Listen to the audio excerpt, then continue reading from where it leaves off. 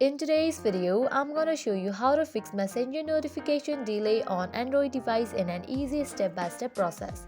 I am Lisa from Create Login Delete. After watching this video, if your problem is solved, make sure to like the video for algorithm and consider subscribing if you are new. Now let's jump into the process. Firstly, you wanna check if your Messenger app is updated or not. So go to Play Store, open it. At the top, search for Messenger. Now over here you can see this option of open. If it was update, you have to tap on that option update and you have to make sure that your Messenger app is up to date. Now go to the settings, open your settings. Now scroll down, go to the option apps, open it. Now over here you can find different options. Go to the option manage apps.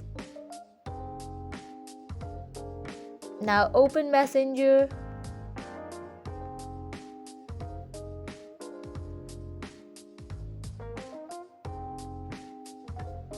Firstly, you have to clear all data. Just tap on this option, clear all data, and then click on OK. Now scroll down and open the option notifications. You have to make sure you have turned on this icon, so notifications. Now go back. Now go to other permissions, open it, and make sure you have just turned all of this option to always allow. Now go back.